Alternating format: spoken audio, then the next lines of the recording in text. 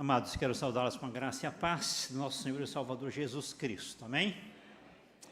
Deus seja louvado pela oportunidade que nos dá de podermos estar com vocês, não só na manhã, mas durante esse dia, vamos estar por aí, não é? E eu estava ali sentado e estava pensando, né?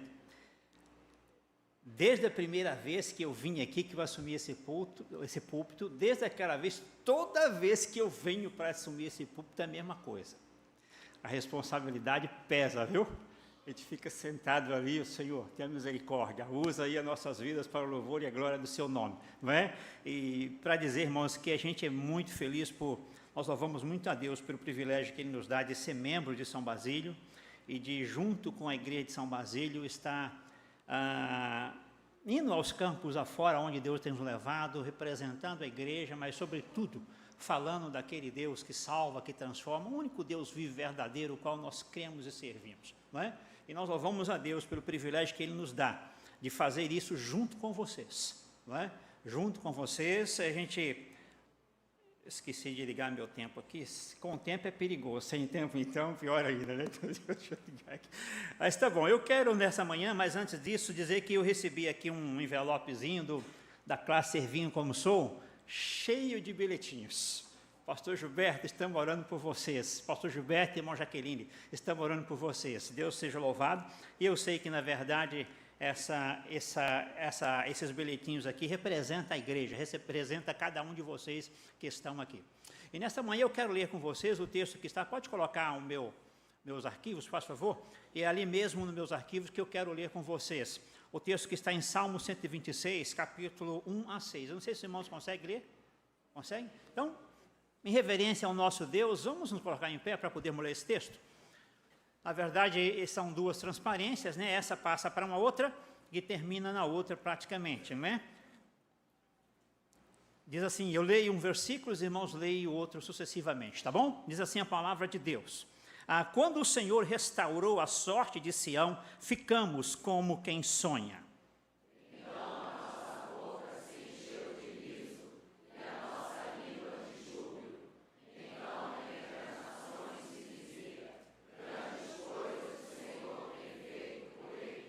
Como efeito, grandes coisas fez o Senhor por nós, por isso estamos alegres.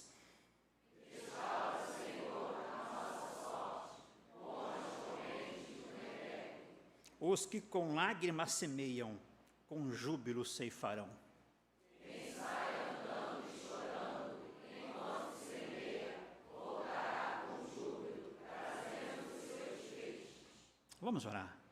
Pai, nós louvamos o Teu nome por esse culto tão gostoso que o Senhor nos dá o privilégio de prestar ao Senhor. Recebe nossa gratidão, Senhor, porque nós não estamos aqui falando com um salão vazio, com bancos, com coisas.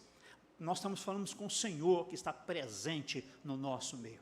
Nós podemos sentir, Pai, e a Tua palavra, ela nos fala isso, que o Senhor está presente no meio do Teu povo. Então, Pai, recebe a nossa adoração e fala aos nossos corações, de acordo com o Teu querer, de acordo com a Tua vontade. Eu oro em nome de Jesus. Amém. Irmãos, pode sentar, pode passar a próxima. Exatamente, pode deixar aí. Eu quero, na verdade, nossa palavra nessa manhã, uma palavra muito prática, não é? Eu não vou fazer um sermão tradicional, isso vai ficar mais para a noite.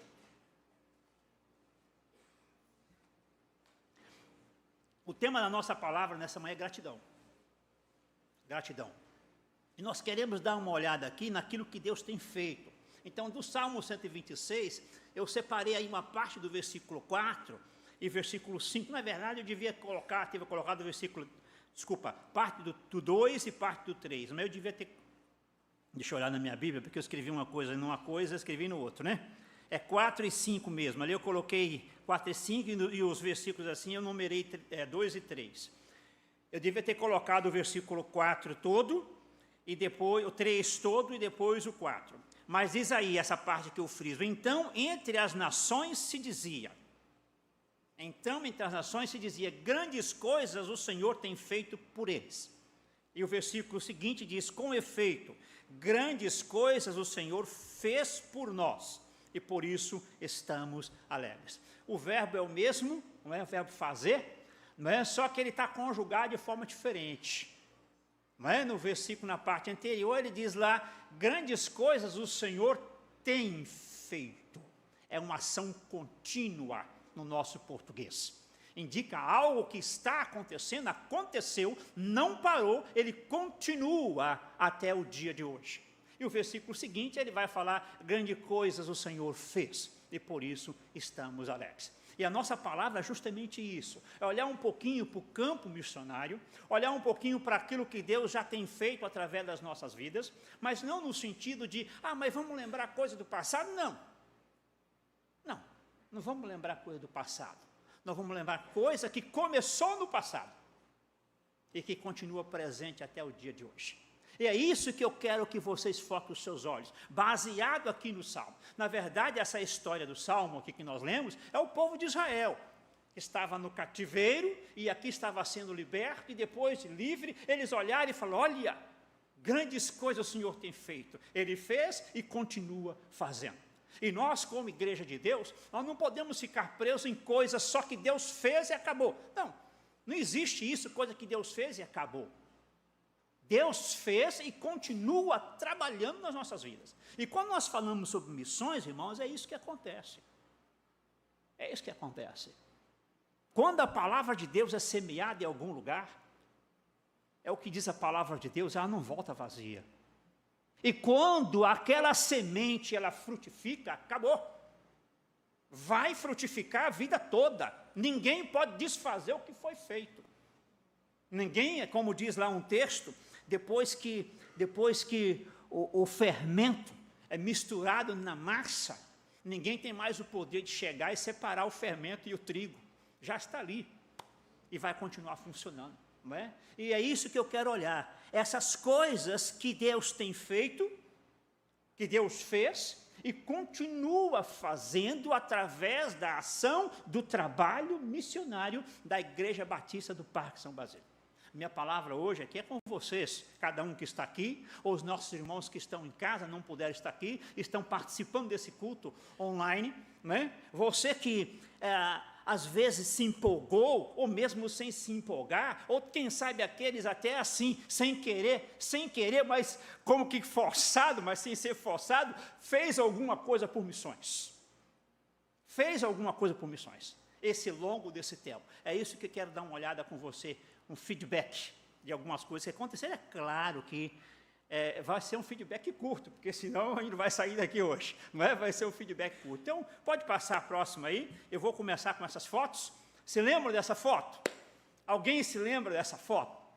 Essa foto é a foto inicial, lá em Angola, no ano, se eu não me engano aí, foi no ano, logo após o final da Guerra Civil, 2002, essa foto aqui, 2002.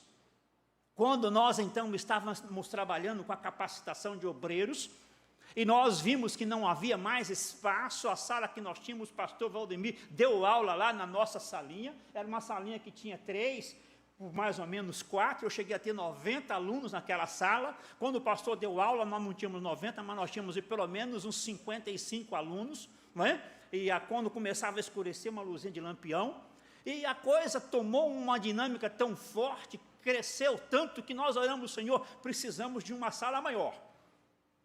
O Instituto cresceu, as nossas formaturas tinha 1.200 pessoas que vinham das aldeias agradecendo a Deus pelo seu obreiro que tinha sido formado, que estava se formando naquele dia. Nas nossas formaturas nós tínhamos lá o governador, que era convidado, ou o vice-governador, ou o secretário de gabinete dele direto, participando daquilo, louvando a Deus pelo treinamento do povo. E nós oramos ao Senhor, e a resposta de Deus foi isso aí. Foi um terreno de 13.750 metros quadrados, com um mato que era maior do que eu. E aí eu me lembro que eu falei, Senhor, eu pedi uma sala, o Senhor me deu uma selva desse jeito, o que é que eu vou fazer com isso? E essa foto aí, ela mostra o primeiro dia que nós entramos naquele terreno. Essa foto foi o primeiro dia. Eu, assim, com aquela fé forte, né? Ainda continua forte, viu? Para ver se tem mais, por causa dessa foto aí. Peguei uns 8 alunos do Instituto, falei, vamos lá roçar aquilo. O máximo que nós conseguimos foi esse buraquinho aí aberto, que eles conseguem ver. E ali naquele dia nós falamos, Senhor, o desafio que o Senhor nos deu é maior do que eu pensei. Eu pedi uma sala, mas o Senhor me deu uma coisa desse tamanho que o que eu vou fazer? E aí a segunda foto, ela já mostra um outro momento, não é? Dias se passaram, é claro que houve um momento que nós tivemos 150 pessoas, imagina, 150 pessoas, entre mais velhos, homem e mulher, criança, adolescente, com facão, com foice, na mão, roçando aquele terreno. E nós conseguimos derrubar o mato todo, quando descobrimos aquela grande baixa que tem no terreno, que dava em torno do nível da rua 6 metros de profundidade. Aí nós questionamos de novo, Senhor, agora, vamos fazer o que nesse buraco? E Deus foi orientando. Essa foto representa o início, na verdade, da terraplanagem do terreno. Essa foto aí foi quando começou. A terraplanagem começou tão forte que o trator, era um trator esteira, o único que tinha na província, começou a trabalhar. No segundo dia, como diz a gíria brasileira, abriu o bico. O motor teve problema. E aí a empresa não acreditou, eu me lembro que um dos gerentes da empresa falou para mim, a gente não imaginava que era tanta coisa assim. E aí ficou 2 semanas parado, arrumando, e depois voltou de novo. Essa foto já representa quando o trator, na verdade, já tinha retornado. Passa a próxima. Essa foto aqui já mostra aquela terraplanagem do terreno praticamente quase pronta. Isso são fotos rápidas, irmão, isso é história. Cada foto dessa tem uma história que você não imagina. Cada coisa que nós fomos enfrentando, cada barreira que Deus foi nos fazendo vencer, cada coisa que Deus foi fazendo ao longo disso aí. Não é? Cada foto dessa aí representa uma coisa dessa. Passa a próxima, outra etapa. Já estava tudo terraplanado. O terreno ficou tão bonito que um grande político angolano foi na província, passou de helicóptero em cima do terreno. Aí quando viu aquilo, 13.750 metros quadrados, terraplanado, num lugar que não tinha condições para aquilo. Aí o camarada chegou lá de mim e falou, essa propriedade eu preciso dela para mim. Eu fiquei sabendo disso, né? Mas não vou falar nomes aqui. Essa propriedade eu preciso dela para mim. Aí aquele líder que estava muito abaixo falou, não posso fazer nada para o senhor. Como não? Isso não é nosso, isso é dos batistas. Aí ele, é da igreja, é dos batistas. Então desculpa. Eu pensei que fosse do Estado. Os irmãos veem a cobiça, mas aqui foi os nossos primeiros alicerces. Não é? Foi o primeiro alicerce. Esse alicerce representa aí, na verdade, são 44 metros de comprimento por 11 de largura, e representa aí a nossa biblioteca e as primeiras salas de aula do Instituto Teológico Batista de Uíge, que funcionava numa salinha. Nós pedimos a Deus uma sala e Deus nos deu isso. Então Deus nos deu isso, nos deu a coragem, nos deu condições de começar a trabalhar o que queria se desenvolver. E tudo isso com gente por trás de nós, orando, suportando, porque as lutas eram uma atrás da outra. Vai, uma outra fase, pode passar a próxima. Aí nós já temos uma outra fase, praticamente, as nossas paredes levantadas. Aí a parede está na altura do telhado, era telhado que a gente ia colocar, e a parte dos lados, na verdade, ia subir um pouco mais. Só para você se lembrar, não sei se você se lembra, cada bloco que nós usamos aí foi feito por nós. Não havia fábrica de blocos, não havia fábrica de tijolo no Uíge, naquele contexto, no pós-guerra, e Deus nos deu de presente uma máquina de blocos. Eu orei ao Senhor precisamos de uma máquina. Aí comecei a fazer contato com São Paulo, a Permac, é uma fábrica de São Paulo que fabrica máquinas de bloco muito boas, e eu, Senhor, como é que eu vou fazer com isso? Um belo dia, eu fui buscar água num senhor que começou a fornecer água. Ele tinha uma fonte de água boa e nossas fontes estavam acabando.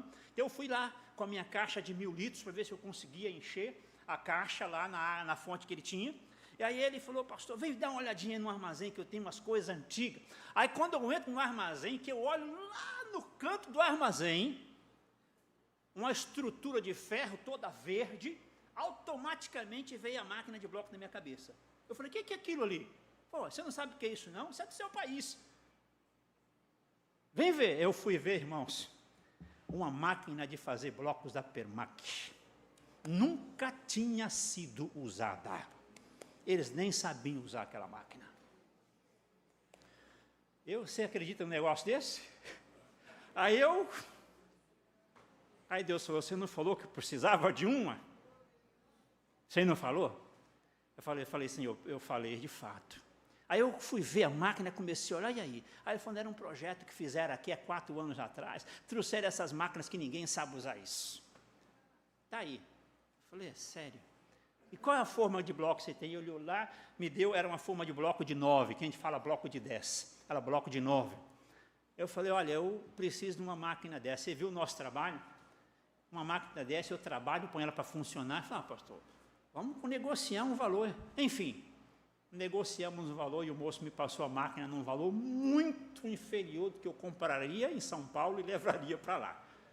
Aí, automaticamente, fiz contato com São Paulo, com a Permac, falou, preciso de uma forma de bloco de 15. E eu estava para vir o Brasil naquele contexto. Eles falaram, não, senhor, tu vem quando para cá? Eu falei, eu vou em tal mês. Ele falou, nós temos sim, para essa máquina, me dá a numeração. Eu mandei, enfim, tinha tudo. Aí eu vim, houve um empecilho, não consegui pegar aquela forma, liguei para eles, estava vindo já para o aeroporto, eles falaram, o senhor vai para onde? Estou indo para Angola, vai que horas? Tal hora. Nós vamos entregar lá no aeroporto para o senhor. Aí me levaram a forma, enfim, cada bloco desse, foi uma fábrica de bloco que nós montamos com essa máquina que Deus nos deu através de um milagre dele. Milagre nas nossas vidas acontece todos os dias, às vezes as pessoas ficam comercializando milagre, né? Eu cheguei no Rio quinta-feira, quinta e sexta foram 2 dias de puro milagre na minha vida. Eu vim fazer coisas aqui que eu falei que eu já queria, não sei. Eu estou indo para o Rio, preciso resolver algumas coisas quinta e sexta-feira. Juridicamente é impossível, humanamente é impossível, só se Deus operar um milagre. Mas eu vou chegar lá. E Deus operou o milagre. Quarta e quinta, Ele abriu portas que estavam fechadas, que eu não imaginava que fosse. É a nossa vida, é a vida de milagres. Não é para ser comercializada, é o que Deus faz. Se você for olhar hoje para a sua vida, você vai ver que Deus já fez alguma coisa muito poderosa na sua vida hoje. Talvez a gente não considere isso, tem que ver o fulano de tal, o Beltrano pular, fazer aquilo outro. Esquece isso. Esquece isso. Nós temos um Deus que é vivo. Como diz o Salmo, Ele tem feito. Ele não fez e parou. Ele tem feito grandes coisas nas nossas vidas. Ele vai continuar fazendo grandes coisas nas nossas vidas, porque Ele é Deus, e nós somos seus filhos. Não é porque eu sou bom, porque eu ganho dinheiro, porque você ganha, você é um bom profissional, não. É porque Ele é bom. A graça dEle, ela superabunda, e às vezes passa por cima das nossas falhas. E Ele nos faz ver as falhas e reconhecer e voltar atrás, quando nós erramos. Passa outra, uma nova. Aí, essa eu tinha falado para vocês, a parte do lado, né? Ali já está com a estrutura do telhado, era uma nova fase. E passa outra, essa é a fase que o Instituto foi inaugurado. Esse dia ali é o dia dos Salmos aqui. O Salmo 126 mostra como aquele povo tivesse sem acreditar no que estava acontecendo. Depois do cativeiro, agora eles estavam livres.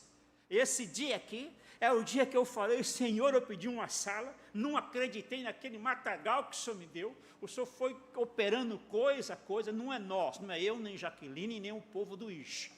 Nós fomos instrumentos, quem fez foi Deus. Não havia uma outra possibilidade para isso acontecer, se não fosse a mão do Senhor. Nós temos que ser claros com relação a isso. E Deus usou a minha vida, a vida de Jaqueline, a vida de nossas filhas, usou cada irmão ali no contexto de Angola, os uigienses, os bacongos, os brabos, fortes, trabalhadores, gente compromissada com Deus.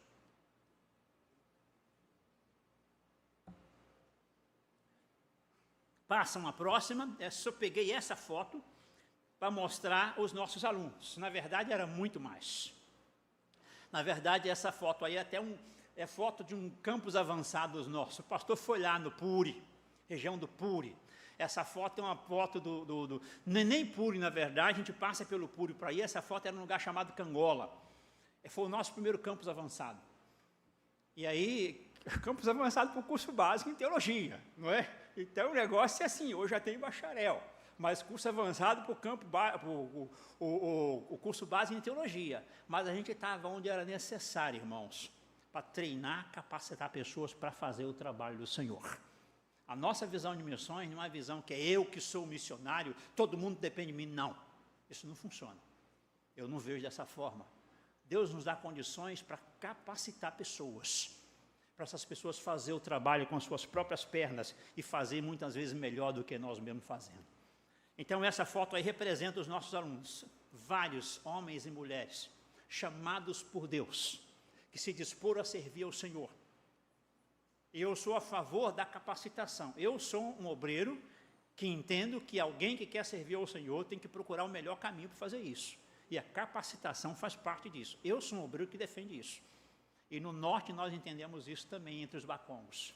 E esse povo, eu tive aluno, já falei isso no passado, eu tive aluno que caminhava 30 quilômetros por dia para poder estudar.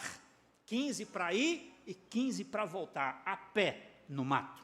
Pestana era o nome dele. Não sei se está vivo ainda. Mas eram pessoas que se dispunham a servir ao Senhor. Até essa foto aí está a inauguração do Instituto Teológico Batista de Uísque. Ou seja, o Instituto já existia, a inauguração da primeira estrutura que Deus deu. Então, a partir daí, eu quero mostrar algumas coisas que Deus está fazendo. A partir dali, veja a próxima foto. Essa é uma nova estrutura que o próprio povo começou a construir. Passa a próxima. Aí não dá para ver muito o zoom lá no fundo, né? Ali nós temos 20 salas de aulas construídas após a inauguração do Instituto. Não é? O Instituto Teológico Batista de Uísque, ele se tornou uma escola pública. Uma escola batista, na verdade, fazia parte do projeto. Eu me lembro que quando eu conversei com o governador a respeito do terreno, ele falou: pastor, o que vocês pretendem fazer na área social? Eu falei: os batistas sempre estiveram envolvidos com isso. E nós queremos uma biblioteca pública e nós queremos investir através de uma escola, ajudar na alfabetização e formação do povo angolano. É claro que vai ser diversos níveis. E isso é um desafio que está forte pela frente, mas a gente começa com aquilo que é o nosso primeiro, que é a formação de pastores. A gente começa com aquilo, e a partir daquilo a gente vai implementar outras coisas. Deus não me deixou ficar para isso, mas o diretor que assumiu o Instituto é o pastor Felgas Teófilo Lucas. Leia por ele, ore por ele. O pastor Valdemir conheceu. Esse homem veio do nosso curso básico. Fez o médio, mandamos ele para fazer bacharel, e fomos buscar ele de volta, visitava ele todo ano, para ele não ficar onde estava, porque as condições eram muito melhores lá. E quando ele terminou, nós fomos com a equipe e trouxemos ele de volta para o norte, e ele assumiu essa escola. É ele que está à frente disso aí. Não é? Então, hoje, o Instituto Teológico Batista, ele representa, ele também é dono de uma escola para formação geral, do nível básico até nível médio, e já reconhecida pelo governo. Não é nada clandestino, já oficial. Não é? Os irmãos, pode passar a próxima. Aqui nós temos uma outra foto. Passa, isso aí. Temos uma outra foto. Aqui só para os irmãos verem, mostra aquela propriedade que era tudo mato, né? Vocês terem ver, claro, irmãos. Aqui é a escola também lá no norte hoje ainda, não é igual a escola aqui no centro do Rio de Janeiro, não é? Não é igual a escola do centro do Rio de Janeiro. Venhamos e convenhamos, ainda ali é tudo chão, né? E ali é um local que o povo entra. Aquela escola hoje é vista como uma das melhores ali, entre os bacongos. E algo visto com orgulho, como o angolano diz, algo que foi construído de raiz. Começou do nada, não é? E passa a próxima. Aí nós já vimos as nossas salas de teologia. Hoje nós temos, pastor, 59 alunos na área de teologia, entre o curso básico e o curso médio, e já temos aí uma turma que está quase concluindo o bacharel, não é? E olha como é que está bonito isso. Olha como é que está bonito isso. Passa outra. Essa é uma outra classe, né? É claro que as classes funcionam em dias diferentes, dependendo da turma. Passa outra, deixa nessa foto aí de fora. O pastor deu aula naquela mesinha que está lá do lado, seu lado é direito. Tá, não tem uma banquetinha assim ali? O pastor Valdemir usou aquela banqueta lá. Eu também usei muitos anos, né? Mas, irmãos, é interessante. Olha, agora vamos passar, eu vou sair do Instituto. Eu vou mostrar agora resultado no contexto da igreja local, gerado por pessoas que foram treinadas pelo Instituto. Pessoas que passaram. Essa aí é a foto. Imagina, pastor, eu estou perguntando para ele, só para puxar a memória mesmo, né? Você tem ideia do que é isso aí? Pastor Valdemir Malini? Não. Essa eu não consegui, ele ficou de me mandar a foto ontem, mas não conseguiu me mandar. Primeira Igreja Batista de Uís. O pastor pregou lá. Eu assumi o ministério nessa igreja, irmãos, era uma barraca com paus e folha de coqueiro cobrindo. Foi quando eu assumi o ministério dessa igreja. E a primeira Igreja Batista no Uís, ela foi uma igreja, era maior. Na história de Angola, é a maior igreja que já teve. Ela foi organizada com quase 6.000 membros. Porque todo mundo que era cristão em Uís pertencia à primeira igreja. Podia estar na fronteira do Congo. Era uma congregação, estava ali. Pertencia à primeira Igreja Batista de Uís, que coordenava o trabalho todo. E olha, é essa foto aqui. Mostra a próxima, já mostra por dentro. Essa foto aqui é resultado do trabalho de um obreiro ou de 2 obreiros que foram capacitados pelo Instituto Teológico Batista de Uís. Irmãos, a capacitação teológica, o conhecer a Deus muda a nossa vida. E nesse caso aqui, levou esses obreiros a olhar a coisa com muita seriedade e investir na vida de pessoas e o local onde essas pessoas iriam ficar. Hoje, um governador, um prefeito, um ministro qualquer pode entrar nessa igreja. E com conforto, é claro que não é o nosso ainda aqui, mas o nível onde está é um conforto excelente e um nível excelente. Pode entrar e servir ao Senhor. Passa outra foto, uma galeria lá atrás também, não é? Tudo resultado de trabalho que nós começamos a desenvolver, igreja com a Junta de Missões Mundiais. Tudo começou com um trabalho missionário. Deixa eu mostrar então uma outra foto. Passa outra foto. Essa foto aqui, ele tirou com o telefone para cima, não é, em pé, aí cortou um pouco o que eu queria mostrar. Mas lá atrás nós temos um templo, é um outro templo. É um outro templo. Esse templo é o templo da Igreja Batista do Quixicongo. É o pastor, é o diretor do Instituto Teológico Batista de Uís. Passa a próxima foto. Olha o tanto de gente que tem nisso. Essa igreja estava com uma dificuldade muito grande. Só um minutinho. Deixa eu correr um pouquinho aqui. Essa igreja estava com uma dificuldade muito grande. O pastor Felgas, nós levamos ele para fazer teologia num outro estado. Enquanto isso, ele era só membro da igreja, Quixicongo. Com o crescimento do Uís, a igreja ficou isolada, num buraco.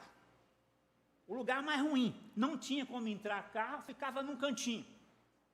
E aí, quando chovia, a água descia do morro, e aquilo ali inundava. Aí um dia ele chegou para mim e falou: pastor, eu não sei o que fazer.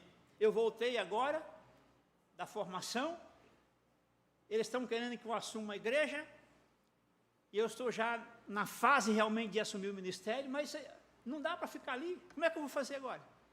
Eu falei: como assim? Não dá por quê? Olha o buraco que nós ficamos, quando chove não pode ter nada lá. Eu falei: mas você está vencido? Eu me lembro até hoje, você está vencido por isso, Felgas? Eu falava Felgas, ainda hoje eu trato ele de Felgas, raramente eu falo pastor pelo carinho que nós temos. Você está vencido por isso? Ele falou: mas o que é que eu posso fazer? Eu falei: tem solução. Tem solução. É difícil, vai levar muito tempo de oração, trabalho, mas tem solução. Ele perguntou: qual a solução, pastor? Aí eu falei: ó, a sua igreja está aqui no fundo, olha só. A igreja estava aqui. Aqui passava a estrada principal, internacional. Esse meio eram várias casinhas, várias casas. Eu falei: a solução é vocês comprarem aquelas casas todas, coisa de maluco, né? Desculpa a expressão. Comprar aquelas casas todas até a estrada principal. Se vocês conseguem comprar aquilo tudo, aí eu já interrompi ele e falei, não me pergunta como, porque eu também não sei. Você vai ter que orar ao Senhor, e eu também vou ter que orar ao Senhor, mas eu acho que Deus merece isso. Essa igreja é uma igreja que é forte aqui, ela não pode acabar aqui, porque a água não deixa. Então, se vocês comprarem isso tudo, a igreja vem para a estrada principal. E essa parte de trás, vocês aterram isso no futuro, não sei como, e fica um projeto social. Passaram-se 2 meses, pastor Felgas chegou para mim e falou, pastor, já começamos. Eu falei, começou o quê, Felgas? Começamos as negociações. Já fechamos negócio com 3 casas. Tem várias, enfim, comprou tudo. Comprou tudo. E a igreja veio um templo grande ali, na frente da estrada principal que liga o Iji Luanda. Um negócio, irmãos, assim, que é como fora a questão do Instituto, eu falei que é coisa de doido, né? Mas assim, é só uma forma de falar, né? A ação do poder de Deus. Mas depois do Instituto é o negócio que o pastor Felgas fez. E Deus tem abençoado, irmãos, esse trabalho. Passa essa foto aqui próxima. 47 novos crentes batizados de uma vez só a semana passada. Eu estou falando da semana passada. Nós saímos de Angola em dezembro de 2010. Nós temos alguns anos aqui. É só você ver o tanto de gente. Então, irmãos, a questão do trabalho missionário não é algo que ficou atrás. Deixa eu passar uma outra foto e vou terminar essa questão de Angola com essa próxima foto e vou fechar uma questão para vocês verem. Pode passar. O ITBU hoje, 59 alunos nos cursos de teologia básico e médio, 3.020 alunos na escola que envolve o nível básico ao nível médio. 3.020 alunos. Mais de 20 novas salas de aula foram construídas depois da inauguração. Por que eu estou mostrando isso? O Instituto Teológico Batista, ele se tornou um canal de evangelização em potencial. Por que acha que tem, aqui nessa igreja, batizou só de uma vez 47 alunos? Com 47 pessoas. Outra igreja está batizando, outra está batizando, outra está batizando, outra está batizando. É resultado da evangelização. Ainda é permitido isso, e aquele povo, os professores, são professores, boa parte, nem todos, mas boa parte dos nossos professores, esse era um dos nossos planos, ter professores que tivessem compromisso com Deus em primeiro lugar. Boa parte desses professores, eles têm sido, ou dentro ou fora, em outros espaços, verdadeiros evangelistas, levando pessoas a Jesus, conhecendo Jesus como o Senhor e Salvador de suas vidas. Irmãos, quando a gente fala de missões aqui, quando a gente fala em levantar uma ofertinha de missões, ou de fazer isso, fazer aquilo, nós precisamos entender que aquilo que nós estamos fazendo é algo muito maior do que a gente possa imaginar. Muito maior. O trabalho que nós fizemos no contexto de Angola, ele continua a funcionar de uma forma com potencial muito maior do que era quando nós mesmos lá estávamos. Porque Deus tem feito coisas através do povo dele. O povo Bakongo, o povo que nós treinamos, o povo que essa igreja investiu. Eu não trouxe a foto aqui, pastor, o meu coração está chorando por causa disso, porque eu não consegui que o pastor Felgas me mandasse essa foto a tempo. É a foto da Igreja Batista do Papelão. A Igreja Batista do Papelão está com um templo lindo, lindo, lindo, lindo, lindo. O pastor pregou lá. E por que eu estou falando isso? Porque todo o alicerce da Igreja Batista do Papelão foi feito com dinheiro doado pela Igreja Batista do Parque São Basílio. Todo o alicerce. E eu não estou inventando, eram coisas que estavam lá, e aquilo foi radiante para o povo, quando nós conseguimos aquele valor para custear aquilo, e eu falei, a gente vai fazer essa parte, mas você tem que trabalhar, e quem disse que aquela obra parou? O alicerce só parou depois do templo todo construído, porque é um povo, irmãos, é um povo que conhece a Jesus.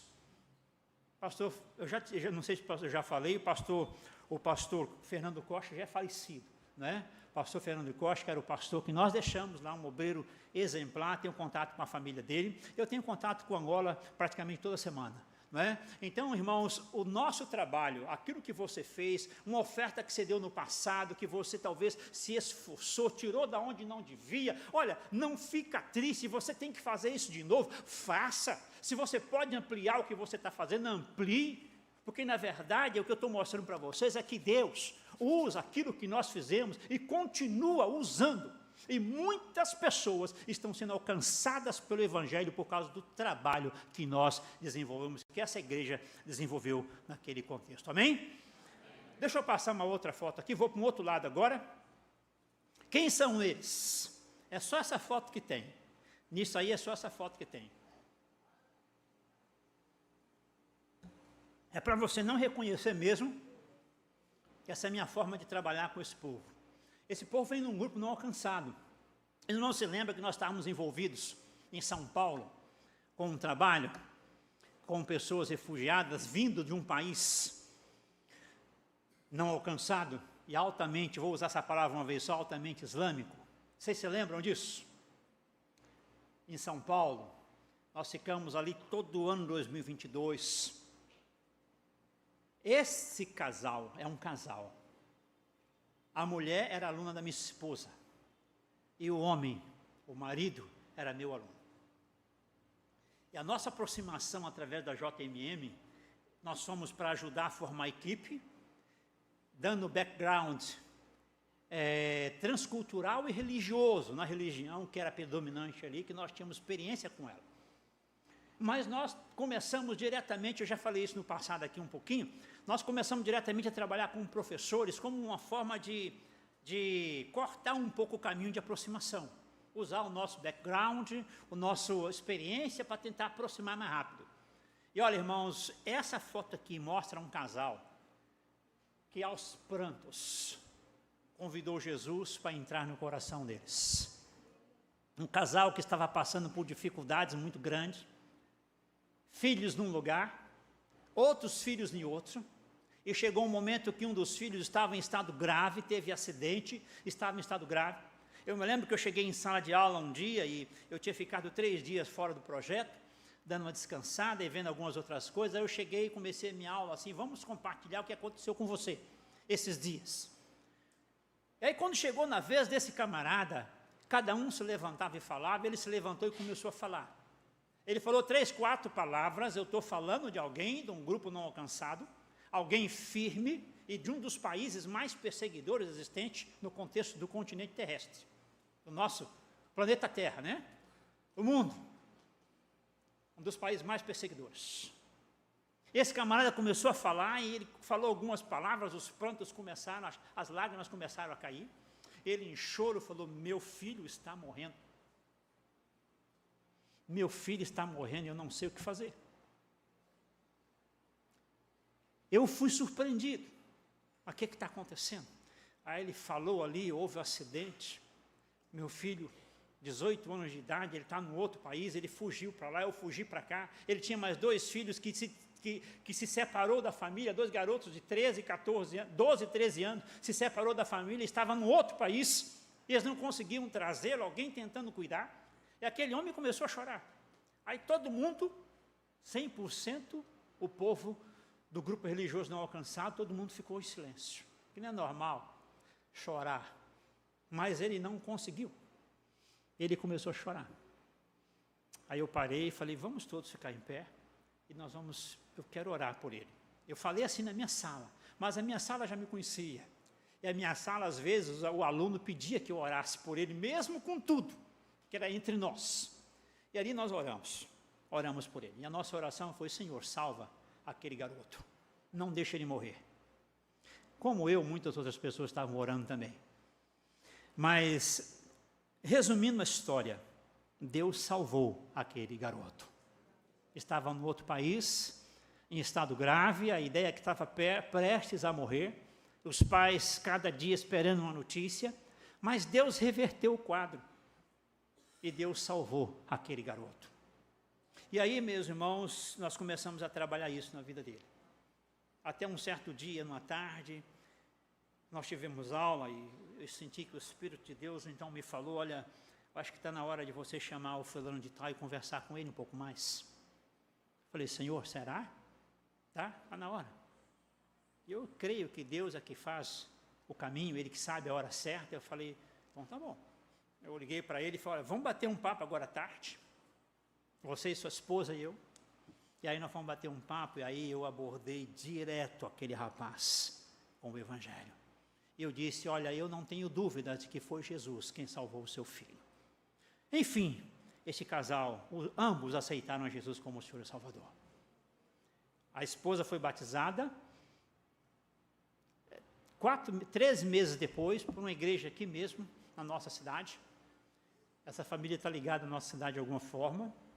O esposo foi embora para um outro país, atrás de condições financeiras para poder ajudar a família que estava no país, que apertando, manda dinheiro para nós, as coisas ficaram difíceis lá, já não tinham quase como comer, o grupo que estava lá estava apertando demais, e eles pressionados sem ter o que fazer, aí resolveu nas aventuras sair daqui para um outro país, ele falou, eu quero que você me acompanhe, eu falei, vou te acompanhar em oração, e acompanhei todos os dias em oração, até que ele conseguiu, numa rota maluca que existiu por aí, foi até denunciada recentemente, mas chegou lá, em paz, em segurança. Passando 3 meses, depois de chegar, ele liga para mim e fala, eu quero ser batizado.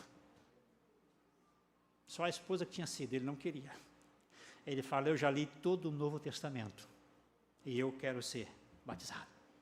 Deus, pela graça dele, nos orientou, nós conseguimos alguns apoios naquela região onde ele estava, conseguimos uma igreja que apoiasse, aquela igreja se aproximou dele, abraçou, acarinhou, quase que eu vou lá para o batismo, só não fui porque as coisas não bateram, ele queria com mais rapidez, e eu não queria parar a rapidez dele, não é? Eu não tinha tempo para ir naquele momento, não fui, mas foi batizado. Irmãos, eu tenho acompanhado essa família, eu tenho acompanhado esse moço, e a última palavra que eu tive com ele foi 1 semana atrás. Ele estava dependendo de documentos, os documentos foram praticamente todos liberados para ele. E eu falei, olha rapaz, só está acontecendo com você porque Jesus te ama. Nunca se esqueça disso. Nunca se esqueça disso. Jesus morreu por você. E você é muito importante para ele. Irmãos, aqui eu estou falando de uma família que parece simples. Está sendo cuidado por uma outra igreja. Deus seja louvado por isso. A gente parece simples, estou falando de alguém que vem de um país onde a perseguição religiosa é muito forte, mas forte mesmo, ao ponto de tirar a vida daqueles que eles consideram adversários. E principalmente das pessoas que no meio deles mudam de caminho. Por isso que eu não falo demais, e a foto que eu tenho é só para você ver o que Deus está fazendo através do trabalho de vocês. Não sei se você sabia disso, mas nós temos tido todo o suporte da nossa igreja nesse trabalho que nós estávamos participando. Quando as coisas ficavam feias, eu ligava, pastor, olha, como é que vocês podem me suportar nisso aí? Nós tivemos que mudar daqui para lá, vocês se lembram disso? Nesse período de pandemia ficamos presos, depois fomos chamados para lá, a gente estava aqui, tivemos que mudar para lá, tivemos que alugar casa. Só isso aqui, paga com sobra tudo aquilo que nós já fizemos. Mas eu não estou falando nesse sentido. Eu estou falando no sentido, irmão, da gente entender como é importante esse negócio do Evangelho. Esse negócio de missões. Esse é algo milagroso. Esse é algo que vem de Deus mesmo. Por isso que nós, como igreja, a nós foi dada a responsabilidade de ir pregar, e pregar mesmo. Porque nós somos o povo de Deus. Povo lavado e remidos pelo sangue de Jesus. E é através das nossas vidas que esse Deus faz aquilo que tem que fazer. Ele usa nossas vidas como instrumento. Então, quando fala em missões, não pense isso como uma coisa qualquer. Eu vou puxar a sardinha para o meu lado. É claro que não é só o meu lado aqui não, viu, pastor? Mas quando fala de missões mundiais, a gente, irmão, não está brincando em lugar nenhum. E mesmo quando a gente está aqui, a gente continua trabalhando, de alguma forma. Eu nunca perdi contato com o país que nós terminamos de falar agora. Nunca perdi contato com esse povo aqui. E agora, para terminar a nossa palavra, pode passar. Deus está nos levando, acho que continua assim, né, pastor? Não precisa tirar não, né? Do ar, não? Deus está nos levando para um projeto nessa região. Região do Quênia. É um país da África. Fala inglesa e também o dialeto Swahili é uma língua oficial lá. Os nossos primeiros passos lá vai ser começar a aprender Swahili. E Deus está nos levando para investir em vidas, em todos os sentidos, na área social, na aproximação de pessoas que às vezes têm uma necessidade de alguma coisa que a gente possa ajudar, mas seja lá o que a gente for fazer, para nós, não existe solução fora de Jesus.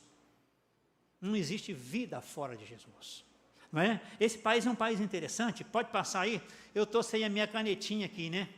Na verdade, não tem nem como eu indicar aqui, né? Estou sem meu laser aqui, não tem nem como indicar. Está nessa parte do meio aqui, que é o continente africano, do seu lado aí, está do lado direito, né? Lá no meio, mais ou menos. Onde tem uma entradazinha, como se fosse um rio, ali está como se fosse em lilás, não é? É onde está esse país. Me perdoe, eu não trouxe o meu laser aqui, eu coloquei aqui, mas não trouxe o laser para poder indicar. Consegue indicar daí? Não. Não, né? Não, teria que ser no zoom mesmo. Mas tá bom, mas está aí nesse continente do meio, o continente africano. Nós estamos indo para esse local. Deixa eu só dar uns dados. Está nesse meio aí, voltado para o lado direito, lá em cima, tá? Só pegou a ponta, está lá em cima. No círculo que ele fez, do lado direito, de vocês é lado direito também, na ponta em cima. Mas eu quero só dar uns dados aqui, pode passar a próxima, que também o meu tempo aqui já está acabando. Já acabou, né? Já estou no atraso aqui, né? Mas já estou terminando, viu? Já estou terminando. Mombasa é a segunda maior cidade do Quênia. É a única cidade portuária que existe no país. Ela tem uma importância muito grande. Tudo que depende de cargas, transporte naval, depende dessa região. É uma região que tem uma importância muito grande. Ela já foi, eu estou aí no meu terceiro ponto, foi capital do protetorado britânico da África Oriental até 1905. Ela foi praticamente considerada a capital do país, quando os britânicos ainda estavam ali como colonizadores. Depois, então foi substituída por Nairobi, e a capital do país hoje é Nairobi. Mas Mombasa continua sendo a segunda cidade mais importante do país. A população é de 1.208.333 habitantes, com dados de 2019, e na fonte que eu utilizei, que está citada aí embaixo, né? Todos os dados têm a fonte citada embaixo, não é onde eu peguei. Não é? Então, é uma cidade grande, 1.200.000. Nós temos países na África que tem a população de 900.000 pessoas. Aqui só uma cidade tem 1.200.000. Então, é uma região grande. Uma coisa interessante aí é esse último parágrafo. Os portugueses se fixaram no Quênia no século XVI, onde construíram as fortalezas de Medellín e depois Mombasa. Em outras palavras, Mombasa foi construída pelos portugueses. Isso eu não sabia. Só foi na pesquisa que eu fui identificar isso aí. Esses portugueses também não são fáceis não, né, pastor?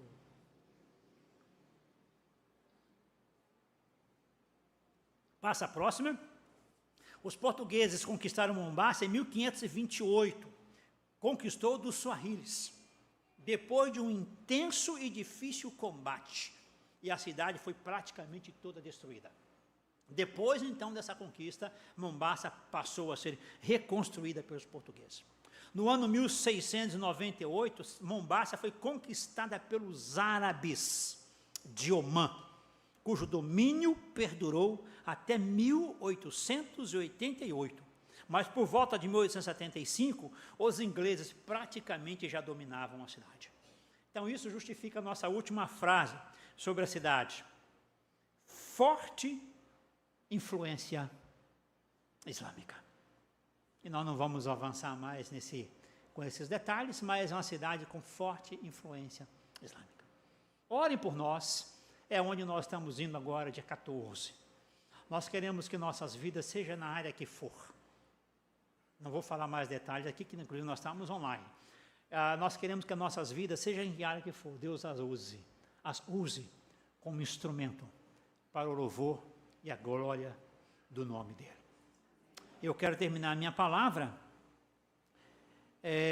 usando uma palavra que vem do primeiro país que nós falamos, que é os Bacongos, Tutondolin Fumo, aleluia. Ou seja, obrigado, Senhor, aleluia. Esse era um corinho que nós cantávamos aqui. Que Deus nos abençoe e só reforçando, não pense que missões é qualquer coisa. Nunca pense isso. A gente não consegue imaginar aquilo que Deus faz através das nossas vidas. Quando nós nos colocamos à disposição dele. O que Deus tem feito. Como seria os Bacons se nós não tivéssemos ido lá? Se o Evangelho não tivesse chegado, ajudado aquele povo. Como seria o Oriente Médio onde nós tivemos, que eu não citei nada aqui. Como seria aquele local aqui no Brasil, trabalhando com outra cultura. Esse casal que Deus trouxe, eu não sei porque ele sabe, e nós vamos saber isso no futuro, se nós não tivéssemos investido. E como vai ser o próximo passo? Isso eu deixo para o futuro, mas eu sei que está nas mãos do Senhor, e Ele vai conduzir de acordo com o querer dele. Amém? Deus abençoe e muito obrigado.